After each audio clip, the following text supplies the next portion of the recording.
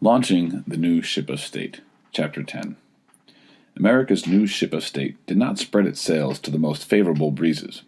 Within 12 troubled years, the American people had risen up and thrown overboard both the British yoke and the Articles of Confederation. A decade of law-breaking and constitution-smashing was not the best training for government-making. Americans had come to regard a central authority, replacing that of George III, as a necessary evil, something to be distrusted, watched, and curbed. Finances of the infant government were likewise precarious. The revenue had declined to a trickle, whereas the public debt, with interest heavily in arrears, was mountainous. Worthless paper money, both state and national, was as plentiful as metallic money was scarce. Nonetheless, the Americans were brashly trying to erect a republic on an immense scale, something that no other people had attempted and that traditional political theory deemed impossible. The eyes of the skeptical world were on the upstart United States. Growing pains. When the Constitution was launched in 1789, the Republic was continuing to grow at an amazing rate. Population was doubling every 25 years, and the first official census of 1790 recorded almost 4 million people.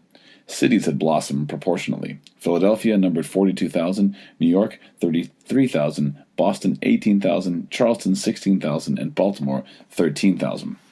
America's population was still about 90% rural, despite the flourishing cities. All but 5% of the people lived east of the Appalachian Mountains. The Trans-Appalachian overflow was concentrated chiefly in Kentucky, Tennessee, and Ohio, all of which were welcomed as states within 14 years. Vermont had preceded them, becoming the 14th state in 1791. Foreign visitors to America looked down their noses at the roughness and the crudity resulting from the axe and rifle pioneering life. People of the western waters, in the stump-studded clearings of Kentucky, Tennessee, and Ohio, were particularly restive and dubiously loyal. The mouth of the Mississippi, their life-giving outlay, lay in the hands of the unfriendly Spaniards. Slippery Spanish and British agents jingling gold moved freely among the settlers and held out seductive promises of independence. Many observers wondered whether the emerging United States would ever grow to maturity. Washington for president. General Washington, the esteemed war hero, was unanimously drafted as president by the Electoral College in 1789, the only presidential nominee ever to be honored by unanimity. His presence was imposing: 6 feet 2 inches, 175 pounds, broad and sloping shoulders, strongly pointed chin, and pockmarks from smallpox on nose and cheeks. Much preferring the quiet of Mount Vernon to the turmoil of politics, he was perhaps the only president who did not in some way angle for this exalted office. Balanced rather than brilliant, he commanded his followers by strength of character rather than by the arts of a politician. Washington's long journey from Mount Vernon to New York City, the temporary capital, was a triumphal procession. He was greeted by roaring cannons, pealing bells, flower-carpeted roads, and singing and shouting citizens. With appropriate ceremony, he solemnly and somewhat nervously took the oath of office in April 30th, 1789, on a crowded balcony overlooking Wall Street, which some have regarded as a bad omen. Washington soon put his stamp on the new government, especially by establishing a cabinet. The Constitution does not mention a cabinet. It merely provides that the president, quote, may require written opinions of the heads of the executive branch departments. But this system proved so cumbersome and involved so much homework that cabinet meetings gradually evolved in the Washington administration. At first, only 3 full-fledged department heads served under the president: Secretary of State Thomas Jefferson, Secretary of Treasury Alexander Hamilton, and Secretary of War Henry Knox. The Bill of Rights. The new nation faced some unfinished business. Many anti-federalists had sharply criticized the Constitution drafted at Philadelphia for its failure to provide guarantees of individual rights, such as freedom of religion and trial by jury. Many states had ratified the federal Constitution on the understanding that it would soon be amended to include such guarantees. Drawing up a Bill of Rights headed the list of imperatives facing the new government. Amendments to the Constitution could be proposed in either of 2 ways: by a new constitutional convention requested by 2/3 of the states, or by 2/3 votes of both houses of Congress. Fearing that a new convention might unravel the narrow Federalist victory in the ratification struggle, James Madison determined to draft the amendments himself.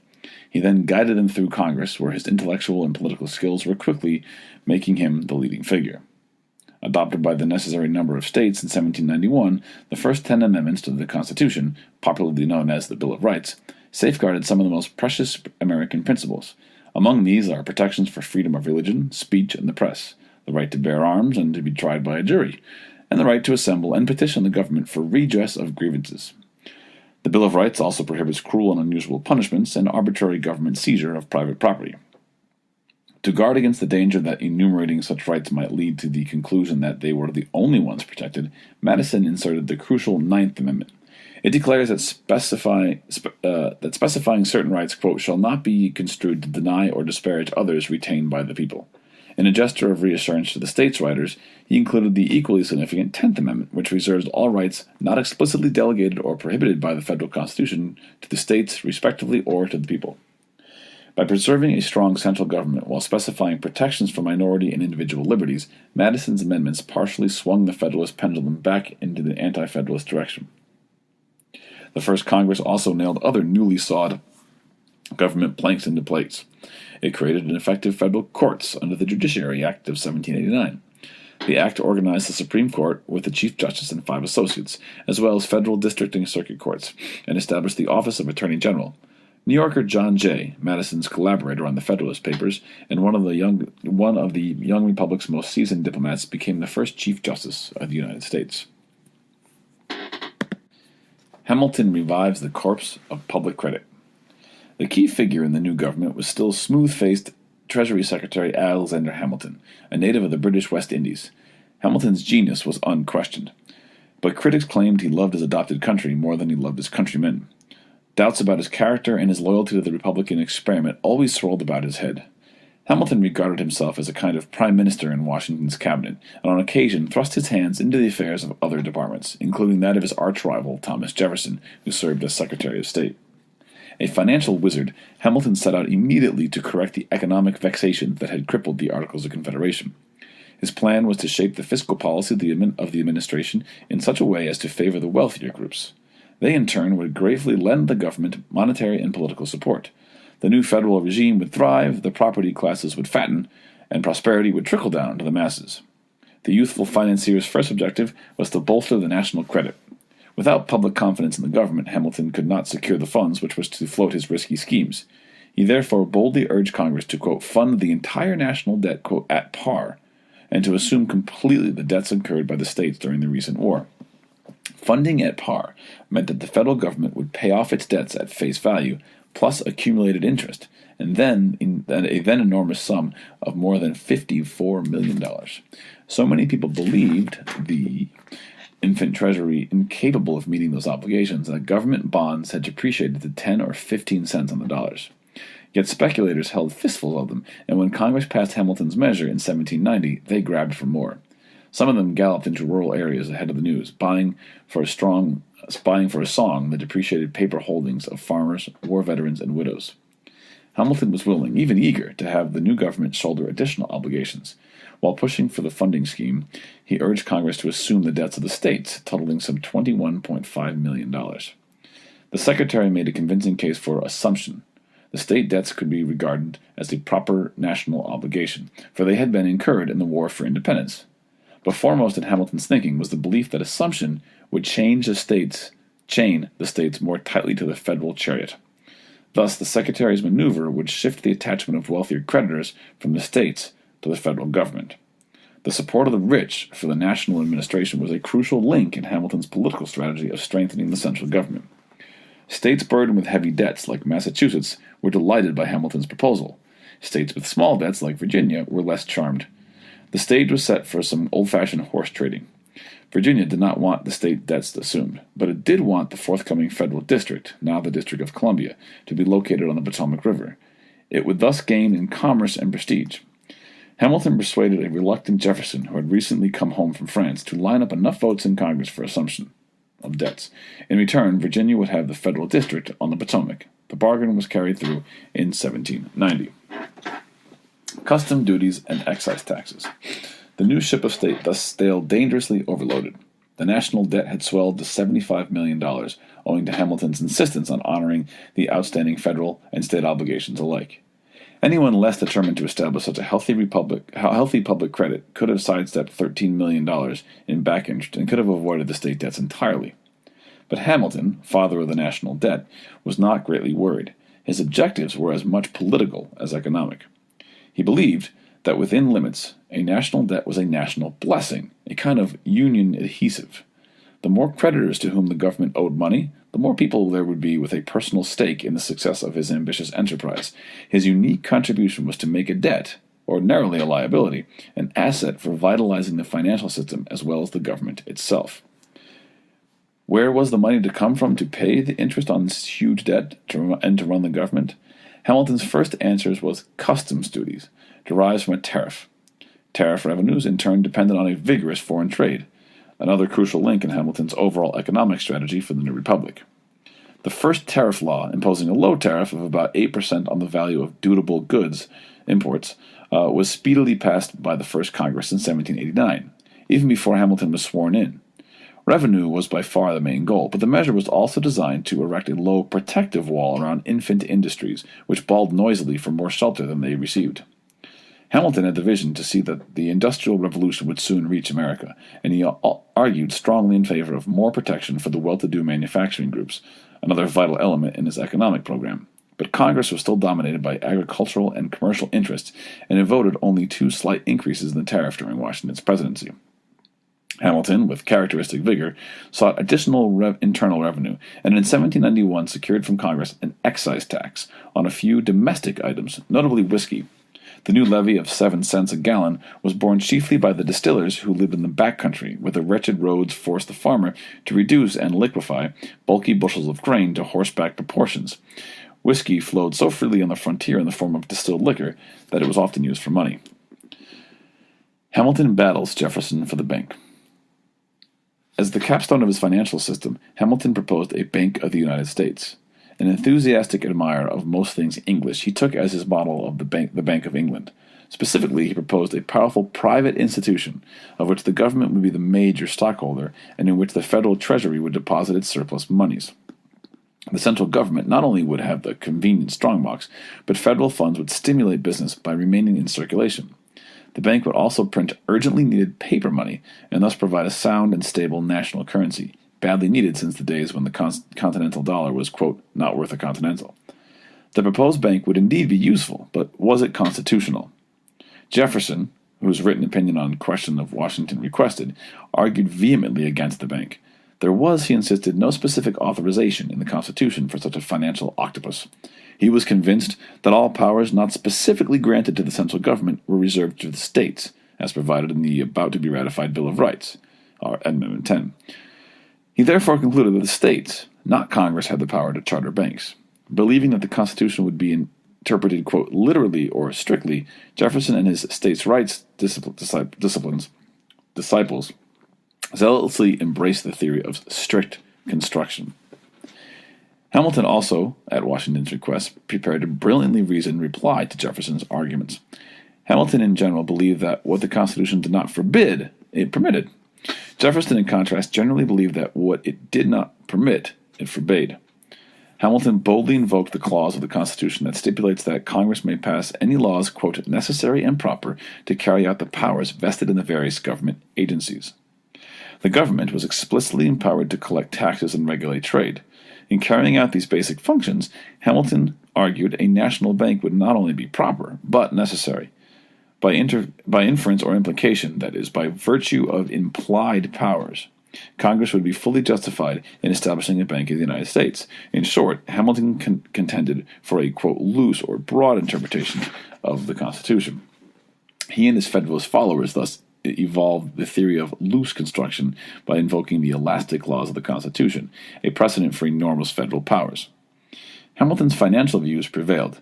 His eloquent and realistic arguments were accepted by Washington, who reluctantly signed the bank measure into law. This explosive issue had been debated with much heat in Congress, where the old north-south cleavage still lurked ominously. The most enthusiastic support for the bank naturally came from the commercial and financial centers of the North, whereas the strongest opposition arose from the agricultural South. The Bank of the United States, as created by Congress in 1791, was chartered for 26 years. Located in Philadelphia, it was to have a capital of $10 million, 1/5 of it owned by the federal government. Stock was thrown open to public sale. To the agreeable surprise of Hamilton, a milling crowd oversubscribed in less than 2 hours, pushing aside many would-be purchasers. Mutinous moonshiners in Pennsylvania. The Whiskey Rebellion, which flared up in southwestern Pennsylvania in 1794, sharply challenged the new national government. Hamilton's high excise tax bore harshly on these homespun pioneer folk. They regarded it not as a tax on frivolous luxury, but as a burden on an economic necessity and a medium of exchange. Even preachers of the gospel were paid in, quote, old Mahangala rye. Rye and corn crops distilled in alcohol were more cheaply transported to eastern markets than bales of grain. Defiant distillers finally erected whiskey poles, similar to the Liberty poles of the anti-stamp tax days in 1765, and raised the cry, "Liberty and no excise." Boldly tarring and feathering revenue officers, they brought collections to a halt. President Washington, once a revolutionist, was alarmed by what he called these self-created societies. With the hearty encouragement of Hamilton, he summoned the militia of several states. Anxious moments followed the call, for there was much doubt as to whether the men in other states would muster to crush a rebellion in a sister state. Despite some opposition, an army of about 13,000 rallied to the colors, and two widely separated columns marched briskly forth in a gorgeous, leaf-tinted Indian summer until knee-deep mud slowed their progress. When the troops reached the hills of western Pennsylvania, they found no insurrection. The Whiskey Boys were overawed, dispersed, or captured. Washington, with an eye to healing old sores, pardoned the two small fry convicted culprits. The Whiskey Rebellion was minuscule. Some 3 rebels were killed, but its consequences were mighty. George Washington's government, now substantially strengthened, commanded a new respect. Yet the foes of the administration condemned its brutal display of force for having used a sledgehammer to crush a gnat. The emergence of political parties. Almost overnight, Hamilton's fiscal feats had established the government's sound credit rating. The Treasury could now borrow needed funds in the Netherlands on favorable terms. But Hamilton's financial success, funding, assumption, and the excise tax, the bank, the suppression of the Whiskey Rebellion, created some political liabilities. All these schemes encroached sharply upon states' rights. Many Americans, dubious about the new Constitution in the first place, might never have approved it if they had foreseen how the states were going to be overshadowed by the federal colossus. Now, out of resentment against Hamilton's revenue-raising and centralizing policies, an organized opposition began to build. What was once a personal feud between Hamilton and Jefferson developed into a full-blown and frequently bitter political rivalry. National political parties, in the modern sense, were unknown in America when George Washington took his inaugural oath. There had been Whigs and Tories, Federalists and Anti-Federalists, but these groups were factions rather than parties. They had sprung into existence over hotly contested special issues. They had faded away when their cause had triumphed or fizzled. The founders of Philadelphia had not envisioned the existence of permanent political parties. Organized opposition to the government, especially a democratic government based on popular consent, seemed tainted with disloyalty. Opposition to the government affronted the spirit of national unity that the glorious cause of the Revolution had inspired. The notion of a formal party apparatus was thus a novelty in the 1790s, and when Jefferson and Madison first organized their opposition to the Hamiltonian program, they confined their activities to Congress and did not anticipate creating a long-lived and popular party. But as their antagonism to Hamilton stiffened, and as the amazingly boisterous and widely read newspapers of the day spread their political message and Hamilton's among the people, the primitive semblances of political parties began to emerge. The two-party system has existed in the United States since that time. Ironically, in light of early suspicions about the very legitimacy of parties, their competition for power has actually proved to be among the indispensable ingredients of a sound democracy. The party out of power, the loyal opposition, traditionally plays the invaluable role of the balance wheel on the machinery of government, ensuring that politics never drifts too far out of kilter with the wishes of the people.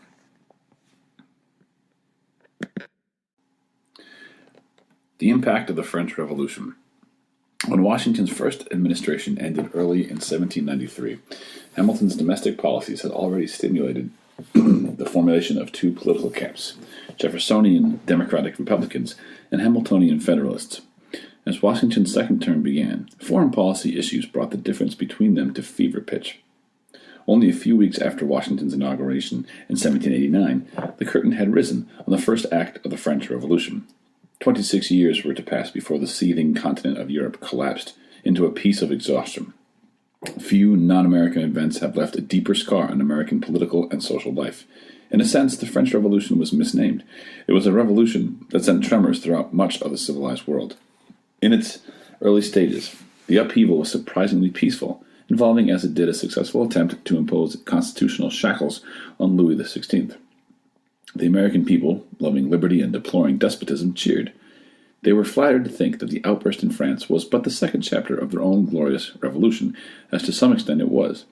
Only a few ultra-conservative Federalists, fearing change, reform, and leveling principles, were from the outset dubious or outspokenly hostile to the despicable mobocracy. The more ardent Jeffersonians were overjoyed. The French Revolution entered a more ominous phase in 1792, when France declared war on hostile Austria. Powerful ideals and powerful armies alike were on the march. Late in that year, the electrifying news reached America that French citizen armies had hurled back the invading foreigners, and that France had proclaimed itself a republic. The Americans enthusiastically sang the Marseillaise and other rousing French revolutionary songs, and they renamed thoroughfares with democratic flair. King Street in New York, for example, became Liberty Street, and in Boston, Royal Exchange Alley became Equality Lane. But centuries of pent-up poison cannot be purged without baleful results. The guillotine was set up, the king was beheaded in 1793, the church was attacked, and the head-rolling reign of terror was begun. Back in America, God-fearing Federalist aristocrats nervously fingered their tender white necks and eyed the Jeffersonian masses apprehensively. Lukewarm Federalists' approval of the early revolution turned almost overnight to heated talk of blood-drinking cannibals. Sober-minded Jeffersonians regretted the bloodshed, but they felt, with Jefferson, that one could not expect to be carried from despotism to liberty in a featherbed, and that a few thousand aristocratic heads was a cheap price to pay for human freedom. Such approbation was short-sighted, for dire peril loomed ahead. The earlier battles of the French Revolution had not hurt America directly, but now Britain was sucked into the contagious conflict. The conflagration speedily spread to the New World, where it vividly affected the expanding young American republic. Thus was repeated the familiar story of every major European war, beginning with 1689, that involved a watery duel for control of the Atlantic Ocean. Washington's Neutrality Proclamation. Ominously, the Franco-American alliance of 1778 was still on the books, but by its own terms it was to last forever. It bound the United States to help the French defending their West Indies against future foes, and the booming British fleets were certain to attack these strategic islands. Many Jeffersonian Democratic Republicans favored honoring the alliance. Aflame with the liberal ideals of the French Revolution, red-blooded Jeffersonians were eager to enter the conflict against Britain, the recent foe. At the side of France, the recent friend, America owed France its freedom, they argued, and now the time was to pay the debt of gratitude. But President George Washington, level-headed as usual, was not swayed by the clamor of the crowd. Backed by Hamilton, he believed that war had to be avoided at all costs. Washington was coolly playing for enormous stakes. The nation in 1793 was militarily weak, economically wobbly, and politically disunited. But solid foundations were being laid, and American cradles were continuing to bumper crop of babies. Washington wisely reasoned that if America could avoid the broils of Europe for a generation or so, it would then be populous enough and powerful enough to assert its maritime rights with strength and success. Otherwise, it might invite catastrophe. The strategy of delay, of playing for time while the birthright fought America's battles, was a cardinal policy of the Founding Fathers. Hamilton and Jefferson, often poles apart on other issues, were in agreement here. Accordingly, Washington boldly issued his Neutrality Proclamation in 1793, shortly after the outbreak of war between Britain and France. This epical document not only proclaimed the government's official neutrality in the widening conflict, but sternly warned Americans to be impartial towards both armed camps. As America's first formal declaration of aloofness from old war quarrels, Washington's Neutrality Proclamation proved to be a major prop of the spreading isolationist tradition.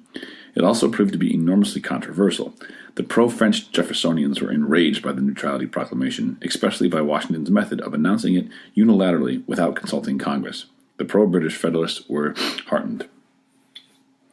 Debate soon intensified.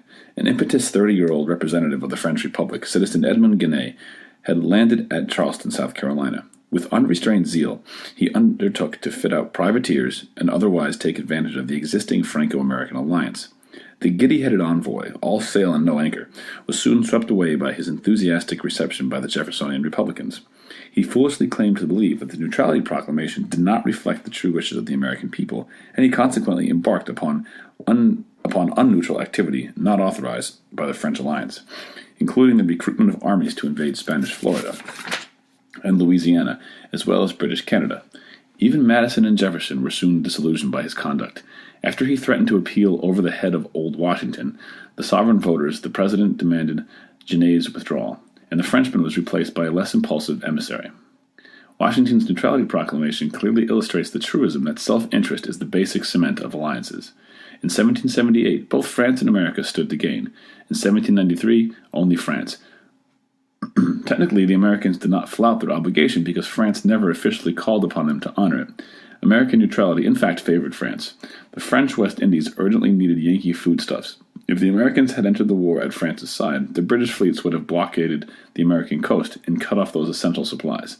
America was thus much more useful to France as a reliable neutral provider than as a blockade partner in arms. Embroilments with Britain.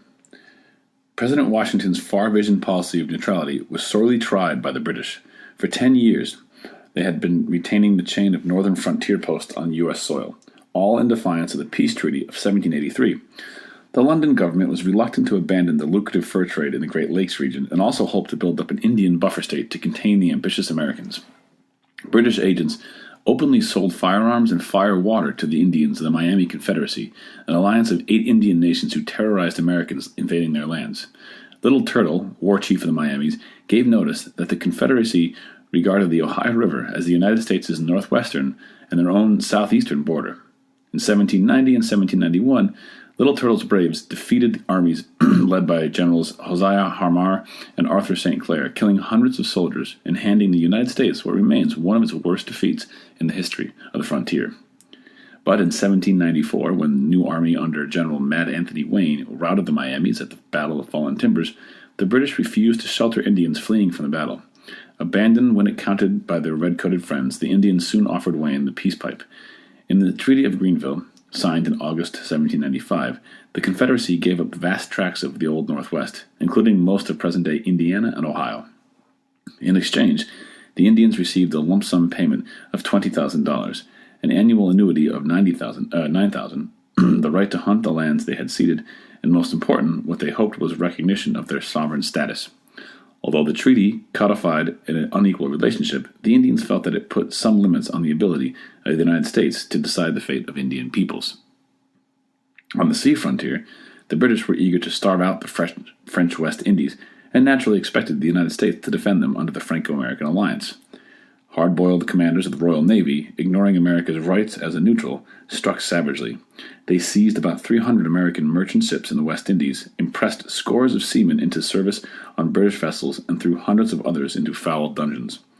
These actions incensed patriotic Americans.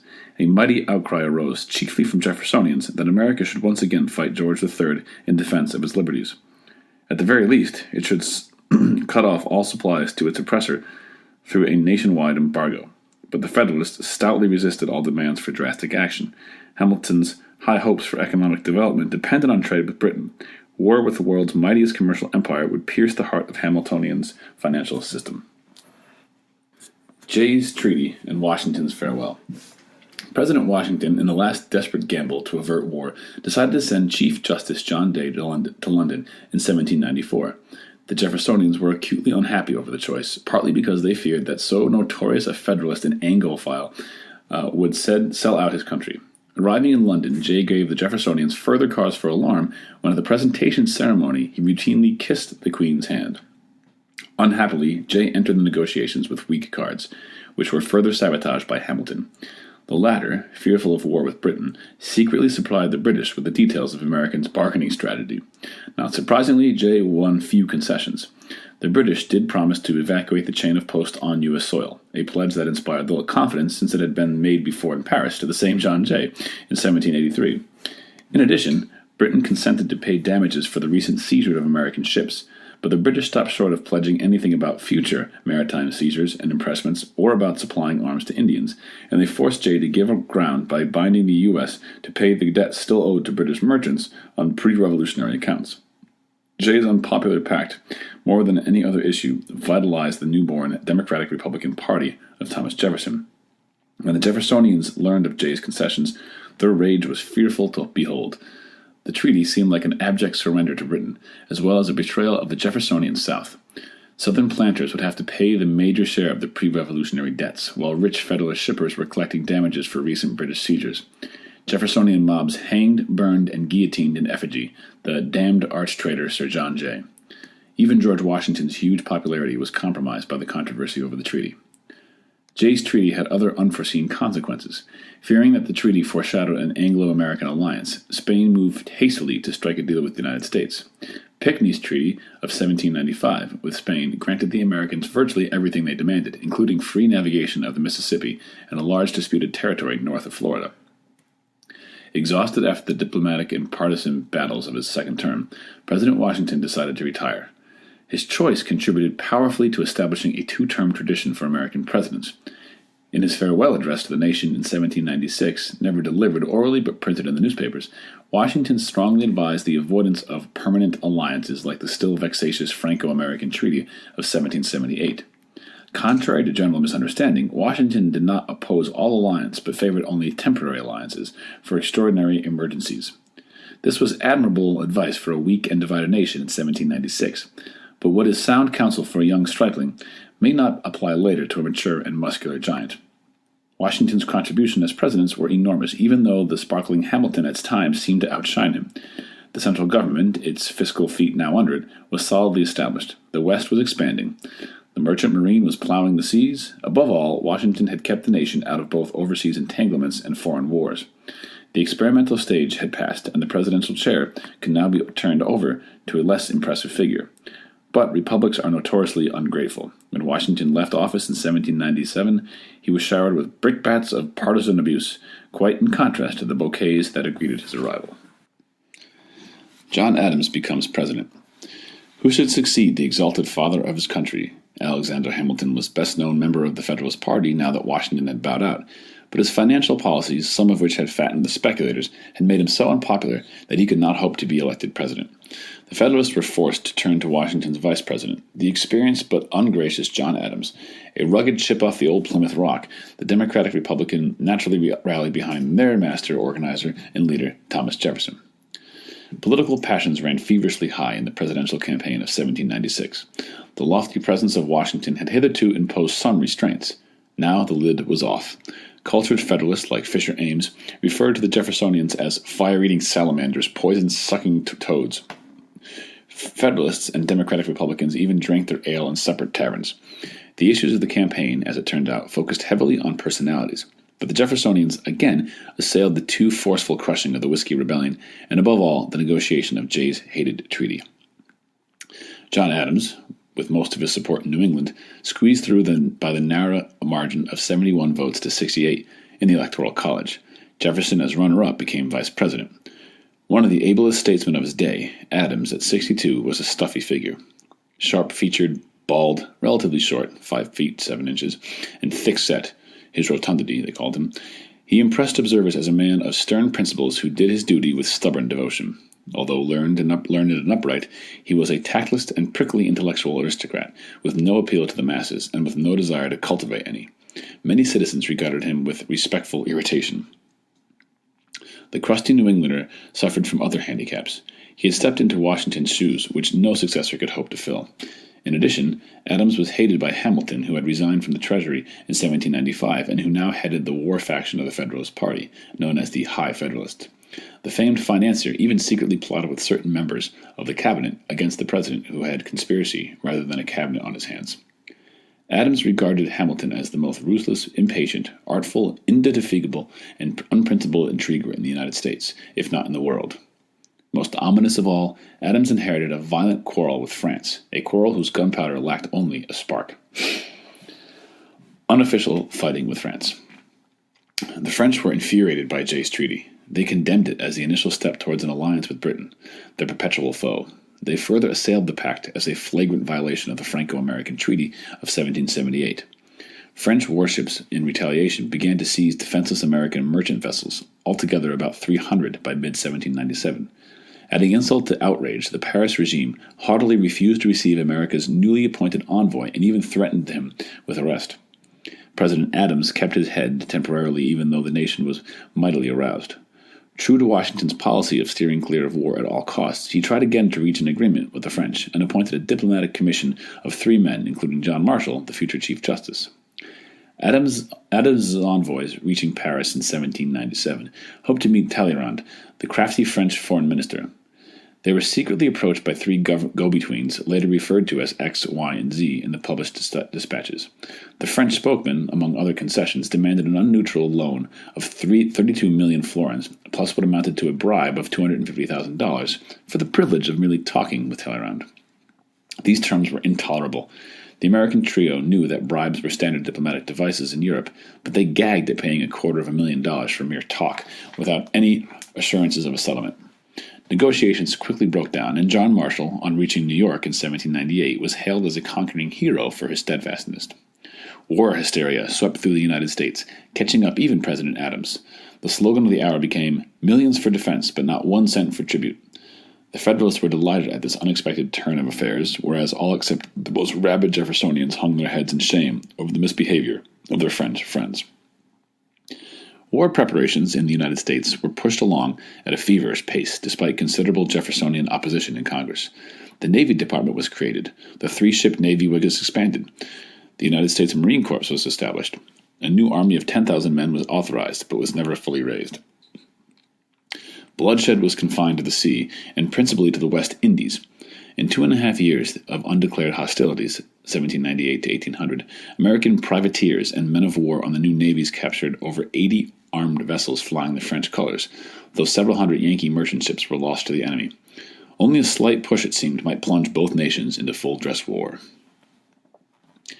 Adams puts patriotism above party. Embattled France, its hands full in Europe, wanted no war.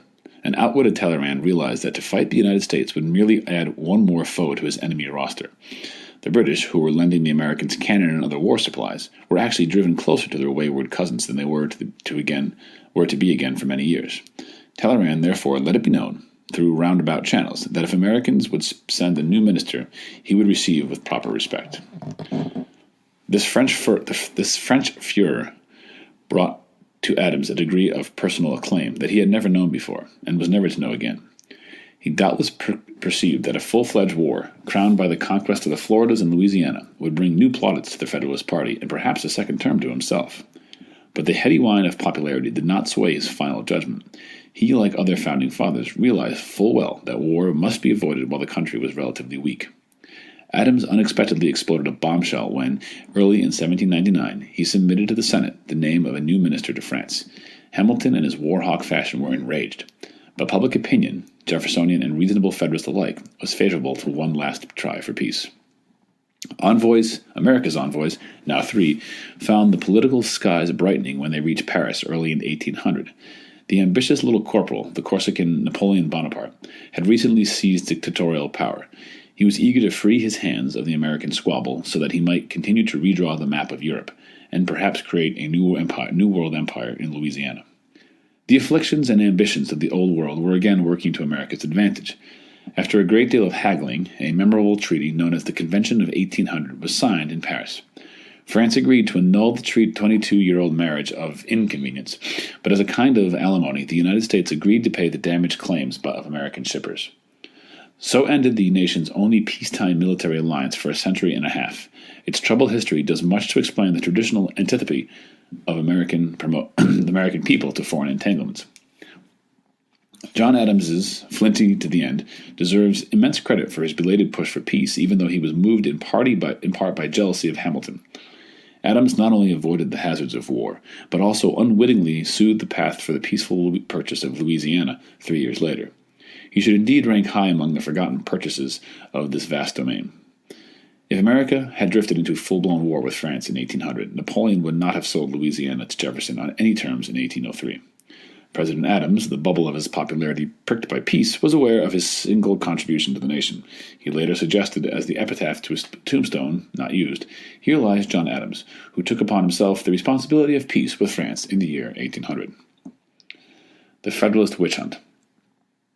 Exulting Federalists had meanwhile capitalized on the anti-French frenzy to drive through Congress in 1798 a sheaf of laws designed to muffle or minimize their Jeffersonian foes. The first of these oppressive laws was aimed at supposedly pro-Jeffersonian aliens. Most European immigrants lacking wealth were scorned by the aristocratic Federalist Party, but they were welcomed as voters by the less prosperous and more democratic Jeffersonians. The Federalist Congress, hoping to discourage the dregs of Europe, erected a disheartening barrier. They raised the residence requirements for aliens who desired to become citizens from a tolerable 5 years to an intolerable 14. This drastic new law violated the traditional American policy of open-door hospitality and speedy assimilation. 2 additional alien laws struck heavily at undesirable immigrants. The president was empowered to deport dangerous foreigners in time of peace and to deport or imprison them in time of hostilities.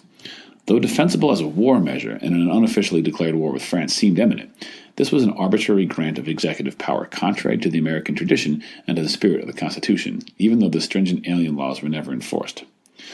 The Lockjaw Sedition Act, the last measure of the Federalist clampdown, was a direct slap at 2 priceless freedoms guaranteed in the Constitution by the Bill of Rights: freedom of speech and freedom of the press, in the First Amendment.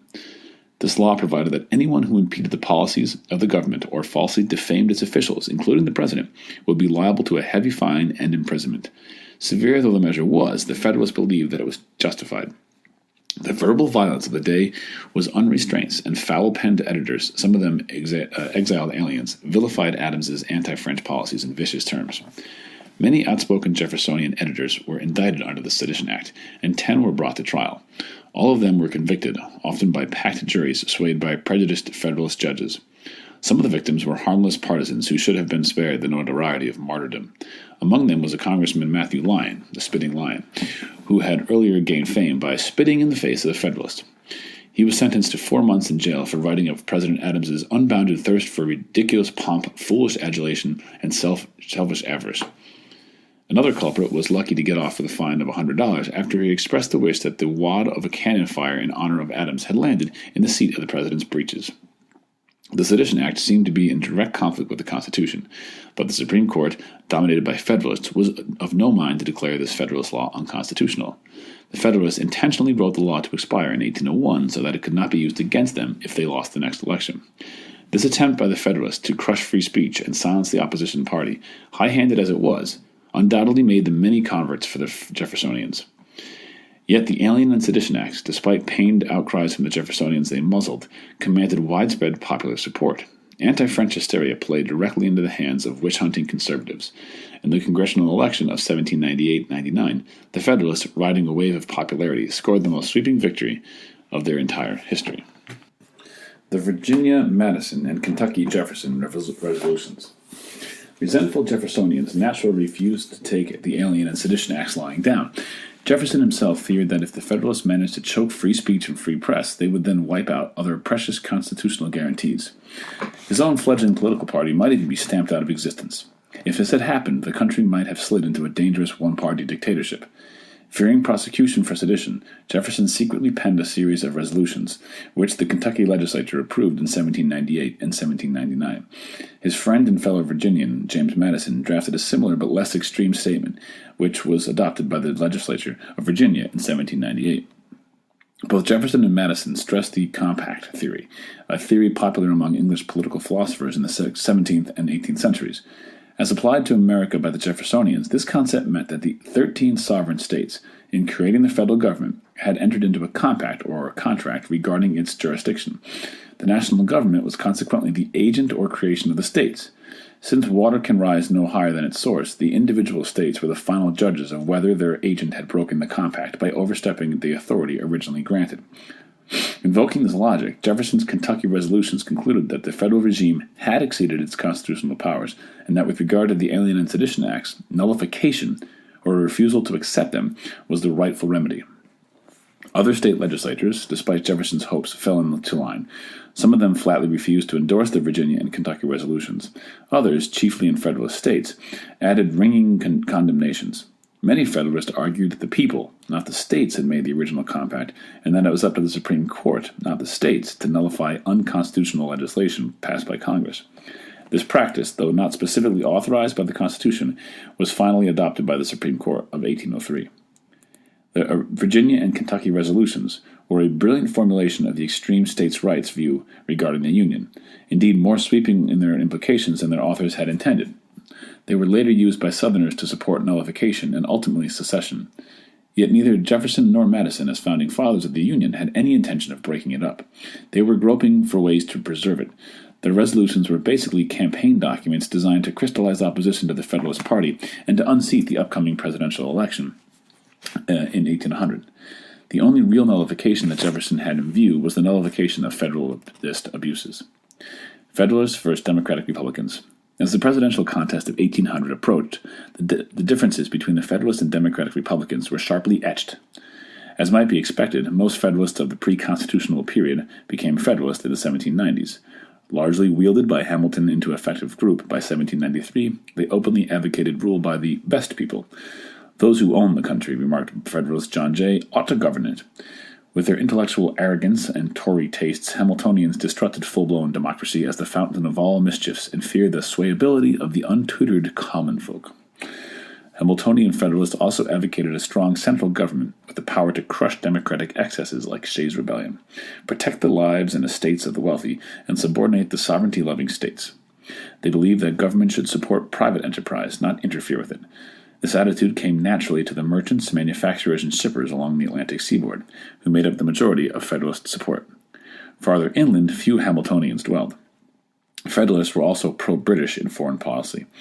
Some of them still harbored mildly loyal sentiments from pre-revolutionary days. All of them recognized that foreign trade, especially with Britain, was the key cog in Hamilton's fiscal machinery. Leading the Anti-Federalists, who came eventually to be known as Democratic Republicans, or sometimes simply Republicans, was Thomas Jefferson, lanky and relaxed in appearance, lacking personal aggressiveness, weak voice, and unable to deliver a rabble-rousing speech. He became a master political organizer through his ability to lead people rather than to drive them. His strongest appeal was to the middle class and to the underprivileged, the dirt farmers, the laborers, the artisans, and the small shopkeepers. Liberal-thinking Jefferson, with his aristocratic head set on a farmer's frame, was a bundle of inconsistencies. By one set of tests, he should have been a Federalist, for he was a Virginia aristocrat and slave owner who lived in an imposing hilltop mansion at Monticello. A so-called traitor to his upper class, Jefferson cherished uncommon sympathy for the common people, especially the downtrodden, the oppressed, and the persecuted. As he wrote in 1800, "I have sworn upon the altar of God eternal hostility against every form of tyranny over the mind of man." Jeffersonian Republicans demanded a weak central regime. They believed that the best government was the one that governed the least. The bulk of their power, Jefferson argued, should be retained by the states. There, the people, in intimate contact with local affairs, could keep a more vigilant eye on their public servants. Otherwise, a dictatorship might develop. Central authority, a kind of necessary evil, was to be kept at a minimum through a strict interpretation of the Constitution. The national debt, which he saw as a curse illegitimately bequeathed to later generations, was to be paid off. Jeffersonian Republicans, themselves primarily agrarians, insisted that there should be no special privileges for special classes, particularly manufacturers. Agriculture, to Jefferson, was the favored branch of the economy. He regarded farming as essentially ennobling. It kept people away from wicked cities, out in the sunshine and close to the sod, and God. Most of his followers naturally came from the agricultural South and Southwest.